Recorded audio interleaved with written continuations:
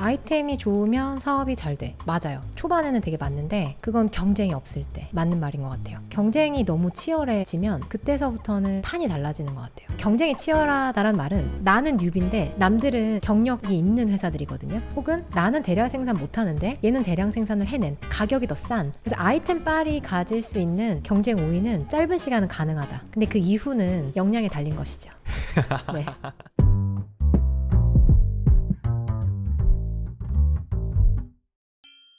안녕하세요, 최성훈의 사고실험입니다. 아마 이 영상을 시청 중이신 채널의 구독자분들은 이분의 인터뷰 영상을 높은 확률로 시청하셨을 텐데요. 오늘의 게스트는 이후 역대 조회수 2위 영상의 주인공, 직접 만든 아기띠로 사업을 시작해서 전세계 110개국에서 육아용품을 판매하는 라이프스타일 브랜드 코니의 임이랑 대표님이십니다. 안녕하세요. 네, 반갑습니다. 네, 반갑습니다. 지난번 2020년 가을에 인터뷰 영상이 올라갔고 거의 4년 가까운 시간이 지나서 출연을 해주시게 됐는데 오늘 이 자리에는 좀 어떤 이야기를 들려주고 싶어서 나와주시게 됐어요? 그 이전 인터뷰는 코니의 창업 스토리를 좀 다뤘다면 사실 그 이후로 시간이 되게 많이 지났고 저희가 또 중요하게 또 생각하는 여러 가지 것들이 분명해졌어요. 그런 부분들에 대해서 좀 더 공유 드릴 수 있는 자리가 되지 않을까라는 생각으로 나오게 되었습니다. 사실 사업이라는 것은 딱 어디서부터 어디까지 시작과 끝을 설정해서 끝나는 여정이 아니라 계속 이어지는 길이잖아요. 맞아요. 어떤 기업의 그리고 창업자의 생애 주기를 저희도 기록하는 거에 되게 의미가 있는 일이 아닌가 생각을 해서 모시게 됐습니다. 아, 너무 감사합니다. 개인적으로 저는 인연이 좀 있어요. 그 영상을 촬영했을 때가 제가 입사한 지 일주일 정도 지났을 때였거든요. 저는 잘 될 거라는 확신이 있었거든요. 야심에 가득 찬 신입 사원이었기 때문에 저희 제작 총괄님한테 제가 하게 해달라라고 했는데 또 본인도 욕심이 나셨던 거죠. 네. 그 뒤로 그 썸네일을 썼는데 그 영상이 100만 이렇게 가는 걸 보면서 이제 내가 한 게 될 수 있었는데 이랑님 개인적으로는 네. 영상이 나가고 나서 어떤 변화나 어떤 기분이 드셨는지. 너무 어마어마했어요. 어디에 미팅을 가면 항상 저를 알아보시는 거예요. 또 저희 채용을 지원하시는 분들의 부모님이 알고 계시기도 해서 네. 듣보 회사에 간 게 아니라 이런 회사에 간다라는 걸 알고 계시더라고요. 그 인식적인 측면에서 저희가 득을 볼 수 있는 기회들이 되게 많았고요. 한편으로는 저는 개인적으로 좀 부담이기도 했어요. 그랬을 네. 것 같아요. 네. 지구를 구할 것만 같은 무슨 여주인공으로 나와서 실제로 나의 모습과 대중에게 소비되는 모습은 좀 다르다 보니 나는 저런 진지한 모습만 갖고 있는 사람은 아닌데 근데 그 시간이 대표로서의 나의 모습이 어때야 하는지에 대해서 그리고 그 부담감을 어떻게 이겨내야 되는지에 대해서 충분하게 생각할 수 있는 좋은 계기였던 것 같아요. 그럼 오늘 다른 모습을 또 많이 보여주시면 되니까. 네. 네. 우선 오늘 1부에서는 그동안 코니의 사업은 또 어떻게 변화했고 또 어떤 어려움들이 있었고 비즈니스적인 인사이트를 많이 여쭤보는 시간을 가지려고 하는데요. 자료를 찾아봤을 때는 창업 이래로 계속 매출이 성장했다. 한 번은 꺾이지 않고 지금의 코니 실적 그리고 변화된 현황 한번 얘기해 주실 수 있을까요? 매출액은 300억대 초반으로 마무리를 했고요. 작년에 영업이익은 계속 두 자릿수를 유지를 하고 있고요. 구성원의 사이즈는 이제 20명대에서 50명대 중반으로 늘었어요. 굉장히 네, 커졌네요. 이렇게 될 줄 저도 몰랐죠. 그때만 해도 아기띠랑 맘스웨어라고 수유복 종류랑 그다음에 아기띠 워머 같은 액세서리들이 좀 주류를 이뤘는데 지금은 유아 패션 쪽으로도 많이 확장을 해서 사업이 많이 다각화됐다. 국내 대비 해외 매출 비중은 최근에 이제 국내가 많이 컸어요. 패션 때문에. 네네, 유아 패션이 좀 가파르게 성장을 하고 있어서 3대7, 4대6 왔다 갔다 하고요. 유아 용품과 패션으로 말을 하면 한 3대7 정도 유지하고 있어요. 7대3을 말씀하시는 건가요? 아니요. 아기띠가 한 3이고요. 패션 쪽이 한 7이에요. 그럼 패션이 엄청 커지고 근데 그만큼 아기띠는 줄어든 거 아닌가요 그러면? 상대적으로 줄기도 했고 절대적으로도 조금 줄었어요. 경쟁도 굉장히 치열해졌고 저희 내부적으로는 제품 개발 측면에서 조금 더 빠르게 업그레이드를 할 걸이라는 생각은 하고 있는데요. 아기띠 측면에서도 그다음에 패션 측면에서도 지금 투자를 많이 하고 있기 때문에 계속해서 바뀌어 나갈 것 같아요. 그럼 그게 어떻게 보면 패션이라는 산업 진출을 하신 게 지난 3년 반, 4년 시간 동안 회사로서는 가장 큰 의사결정이었다고 말할 수도 있을까요? 그렇겠네요. 패션 쪽을 더 강화하기로 결정했기 때문에 추가적인 연쇄 변화들도 쭉 있었어요. 그런 측면에서 가장 큰 변화는 맞는 것 같아요. 근데 사실 육아용품이랑 또 패션은 엄밀하게는 다른 산업군이잖아요. 맞아요. 용품은 기존에 존재하는 문제를 더 잘 해결하는 것, 문제 해결의 도구로서 접근을 할 수가 있다면 패션은 사실 또 취향의 문제라는 게 개입을 해버리잖아요. 뭐 색깔, 핏, 스타일. 실제로 진짜 해보니까 이런 점을 예상하지 못했다, 너무 달랐다 이렇게 느끼신 점이 있었을까요? 너무 많아요. 진짜 하나도 모르고 시작했구나라는 생각을 많이 했던 것 같아요. 육아용품, 그러니까 즉 아기띠는 나의 불편함을 즉각적으로 해결해 줄 수 있는 제품이다 보니 그렇기 때문에 사실 글로벌해지기 쉬운 것 같아요.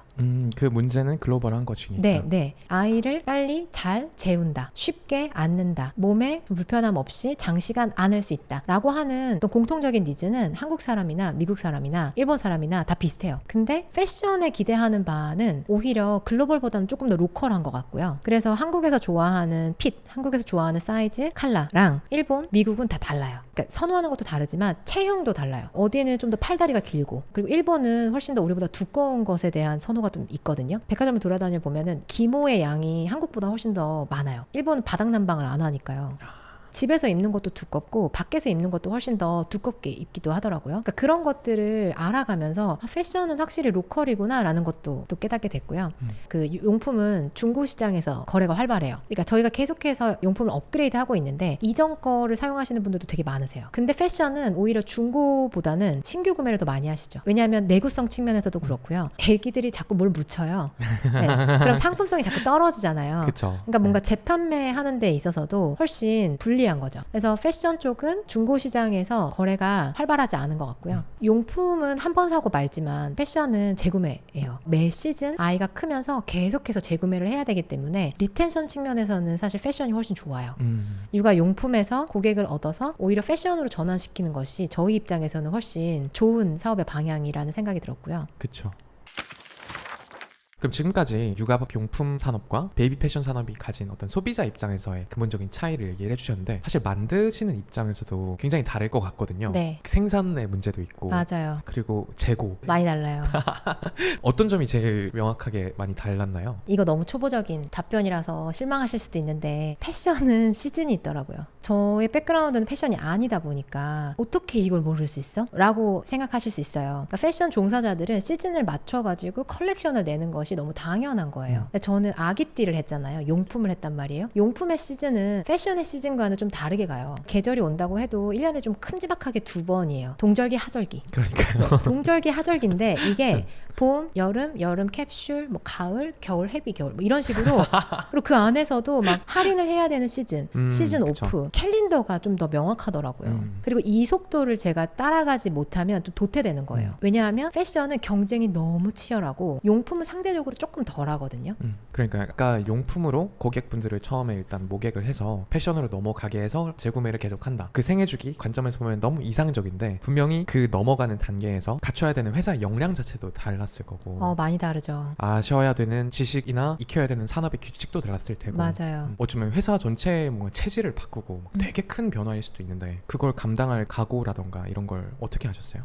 처음부터 갖춰진 많은 콜렉션을 낸 게 아니라요. 첫 패션 아이템은 레깅스 하나였어요. 레깅스 한 종. 마침 코니 아기띠를 하면서 저희가 패브릭류를 어떻게 다루고 만드는지를 익혀왔기 때문에 그 경험을 바탕으로 작게 네, 그냥 레깅스로 테스트를 해본 거예요. 왜냐하면 소비자로서 너무 많은 실패를 하고 있었기 때문에. 근데 그게 된다는 걸 알았어요. 결국은 부모님들도 육아용품의 소비자이기도 하지만 육아 패션의 소비자이기도 하기 때문에 조금 더 사려 깊게 디테일을 담아서 만든 제품에 대한 선호가 좀 있더라고요.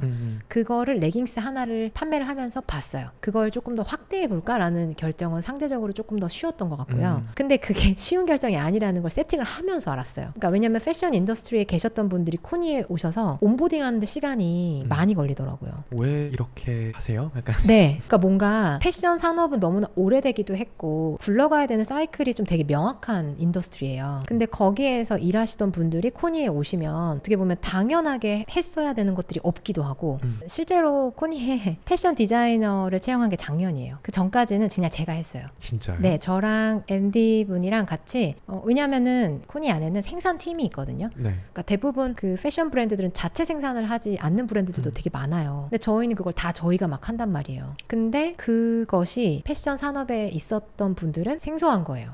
어떻게 보면 잘못됐다라고 생각하실 수도 있을 텐데요. 네네. 그래서 처음에 스페셜리스트들을 모실 때 본인이 갖고 있었던 당연함을 이식해 주기를 바라지만 근데 그것 또한 저희의 그릇 위에서 펼쳐져야 된다고 생각하거든요. 기존에 있었던 인더스트리가 이미 너무 크고 규격화되어 있는 것을 받아들이되 그걸 코니의 방식으로 받아들이면 되는 거예요. 그러니까 예를 들자면 저희가 바라보고 있는 미션, 고객의 삶을 이롭게 한다. 그러니까 부모로서의 삶을 쉽고 멋지게 라는 비전을 추구하려면 기본적으로 퀄리티가 좋고 가격이 낮아야 돼요. 근데 가격이 경쟁력이 있어야 된다는 말은 직접 생산을 해서, 즉 대량 생산을 해서 가격을 낮춘다는 말이기도 해요. 그래서 저희가 원하는 그 가격대에 팔려면 D2C여야 되고 여러 가지 당면 과제들이 있는 거예요. 그럼 하나 조금 더 좁혀가서 그럼 대량 생산을 하려면 어떻게 해야 되냐? 셔츠를 만든다고 하면 이 사이즈가 5개면 그 5개의 카라의 높이가 다 달라야 하냐?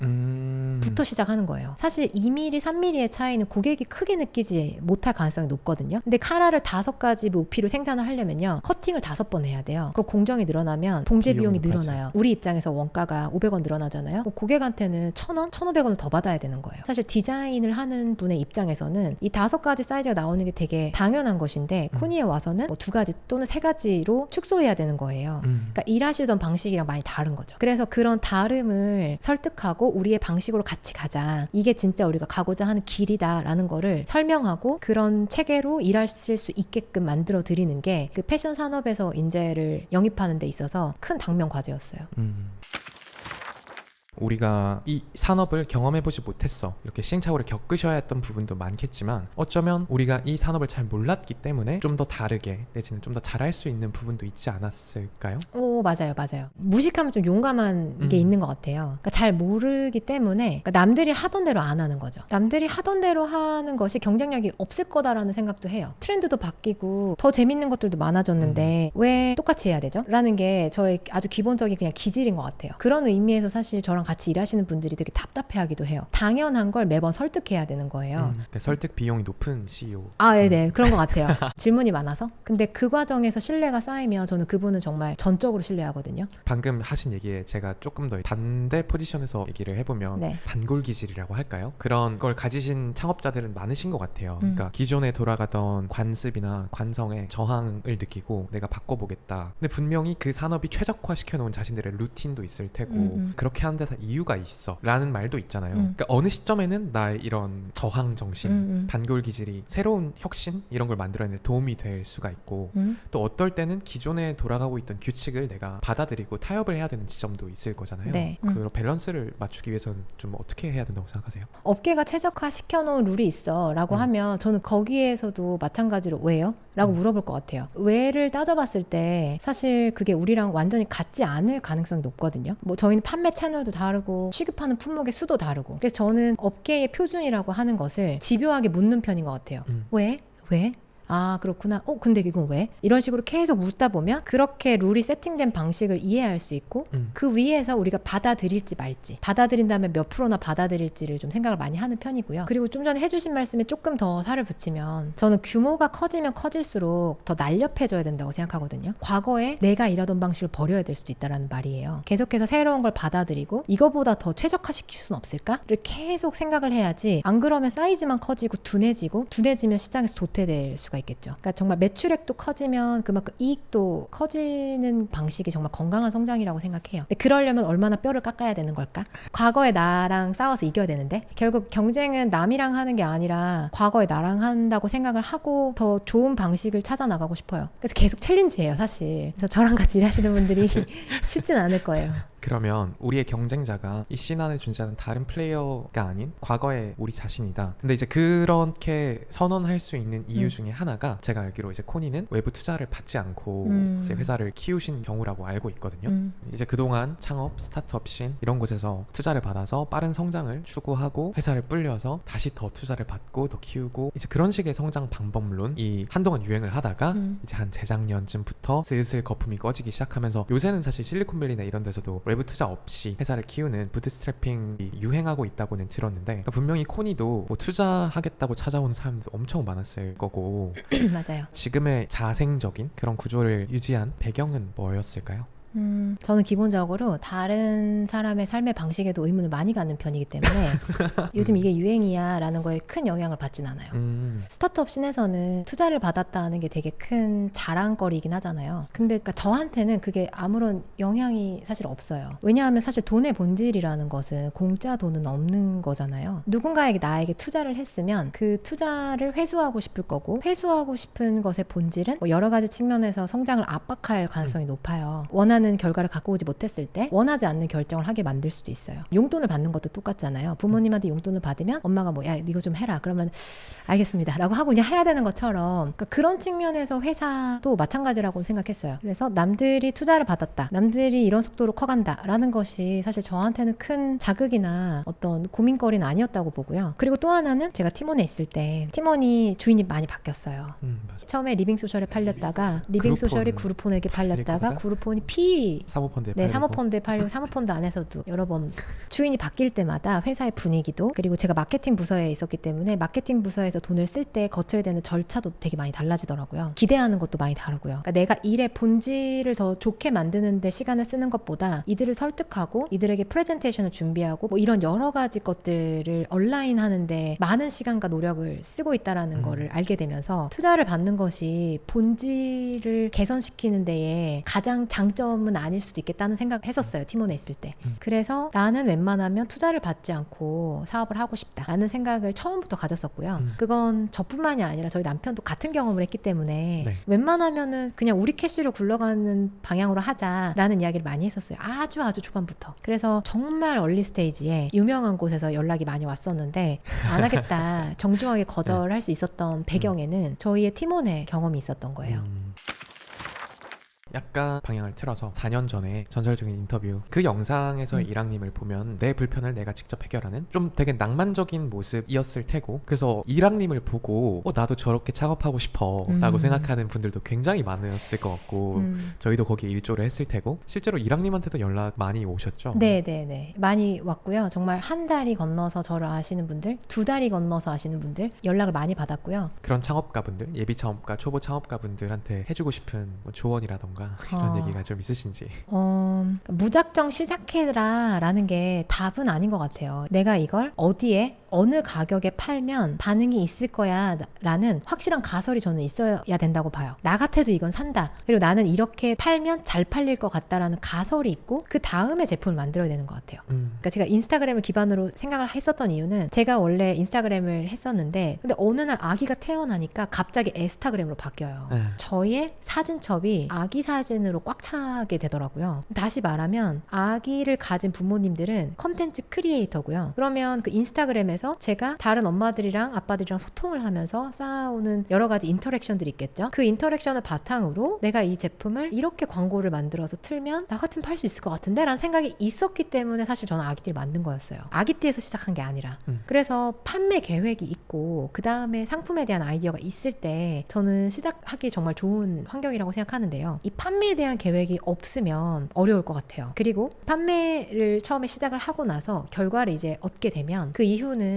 초기의 작은 성공을 바탕으로 기업으로서의 길이 열려요. 안 가본 길이죠. 네, 그건 제가 상상조차 하지 않았던 길이었어요. 망할 거면 빨리 망하자라는 각오로 저는 이 일을 시작했기 때문에 빨리 망하거나 아니면 쭉 가거나 둘 중에 하나라고 생각했지 애매한 결과를 받아들일 생각은 없었거든요. 근데 저희는 정말 럭키하게도 쭉 갈 수 있는 길을 가게 된 거고요. 여태껏 제가 경험한 모든 것이 다 커넥팅 다시 돼서 저에게 영향을 많이 끼친 것 같아요. 제가 일했던 회사, 제가 경험한 리더십, 제가 이 플랫폼을 이해하는 구조, 저의 말하기 방법, 뭐 여러 가지요. 그 여러 가지가 똘똘 뭉쳐져서 제가 조직을 운영하는 리더로서의 역할이 충분히 파워풀해야지만 이것이 저는 굴러간다고 생각하거든요. 그래서 팀원의 7년이 지금 이 길을 걸어오게 하는 되게 큰 자양분이 됐었던 것 같아요. 그래서 이 앞으로의 이 기업가의 길은 그 이전에 자기가 어떤 경험을 했고 앞으로 어떤 자극을 기쁜 마음으로 받아들일 수 있을 것이냐에 관련한 것 같아요.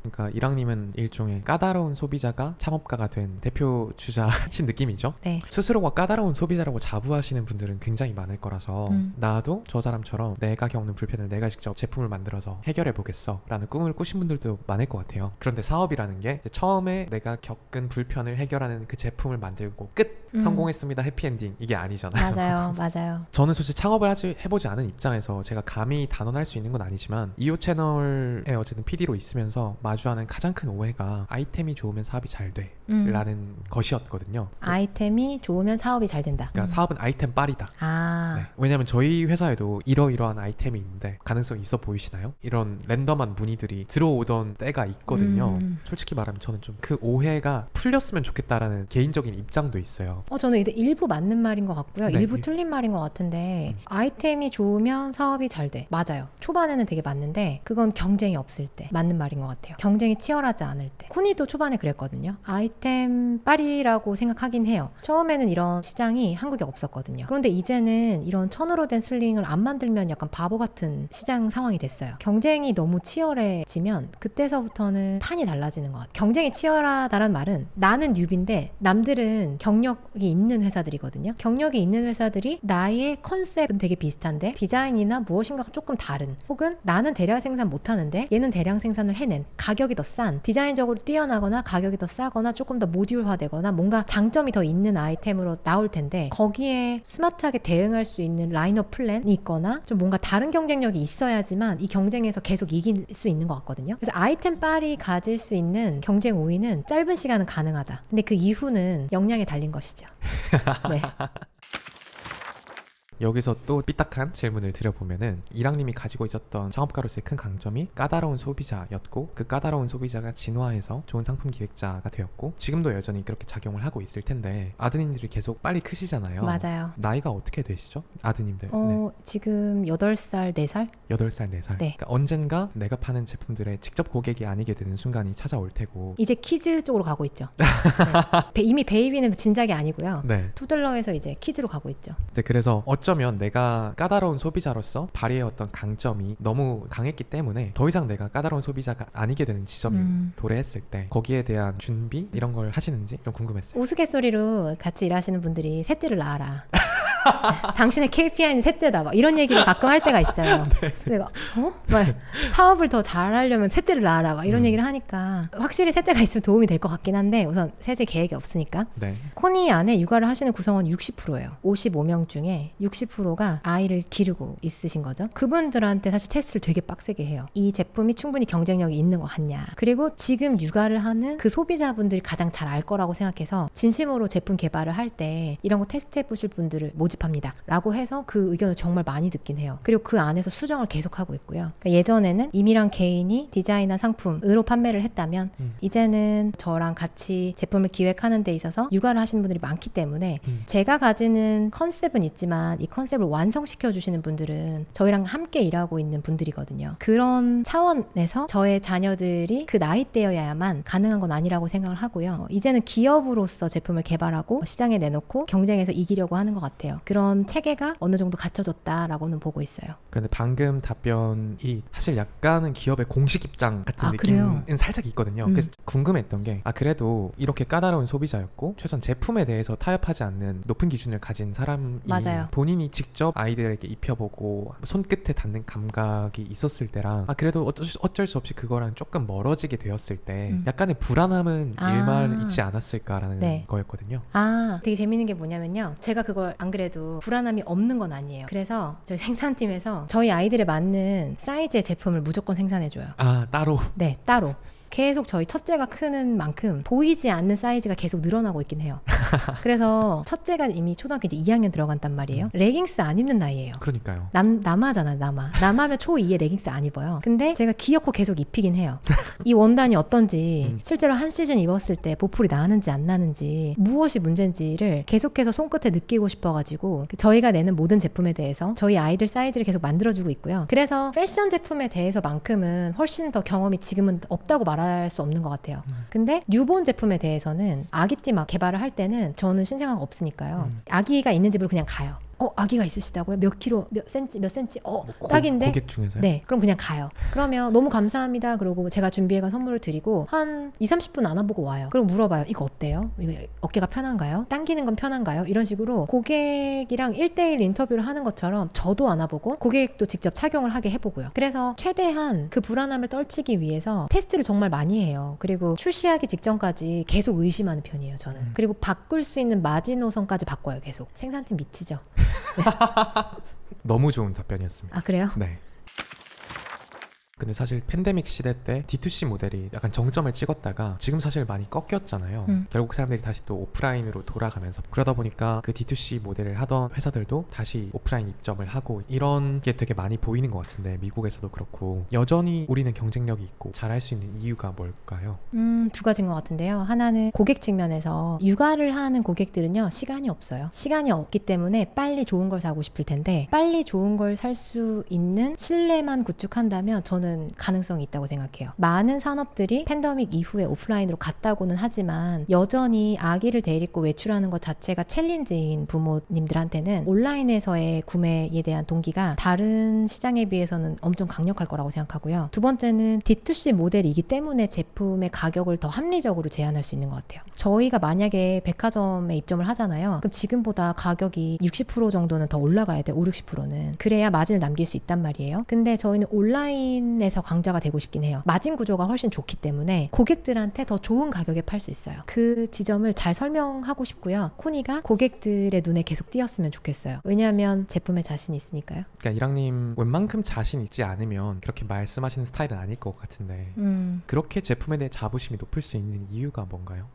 좋은 질문이에요. 최근에 제가 생각을 한번 정리를 해봤는데 코니는 기본적으로 만드는 사람, 기획하는 사람, 파는 사람이 가까워요. 제품은 기획하는 사람 손끝에 나오는 게 아니라요. 공장 노동자의 손끝에서 나와요. 그러면 공장 노동자의 손끝에 메시지를 전달할 수 있는 사람들이 되게 중요해요. 어떤 맥락에서 이걸 만들었고 기획했고 이 제품의 스펙은 어때야 되는지를 생산을 하시는 분들이 직접 전달해요. 그래서 기획하는 사람이 기획한 의도를 만드는 사람이 정확하게 알아야 되고요. 실제 생산된 퀄리티를 판매하는 사람이 알면 전할 이야기가 너무 많아요. 이 세 팀이 매주 일주일에 2번 이상의 회의를 하고 있거든요. 저희 재택이지만 제품을 만드는 사람들은 일주일에 2번 출근을 해요. 그래서 계속 만지고 이야기하면서 기획한 바를 생산해서 최대한 반영해서 우리가 원하는 원가를 만들어낼 수 있을 때 오케이 하거든요. 그 가격대를 벗어나면 아예 그건 생산을 안 해요. 그리고 저희가 고객의 의견을 정말 많이 들어요. 제가 고객이었고 그 고객의 관점에서 이 사업을 시작했기 때문에 실제로 저희 제품을 쓰시는 고객분들이 하시는 이야기와 리뷰를 하나도 놓치지 않으려고 노력하거든요. 날것의 리뷰를 그대로 들을 수 있다는 건 엄청난 기회예요. 저는 일본 고객, 영어 고객 영문으로 남겨지는 리뷰도 다 번역해서 다 보거든요.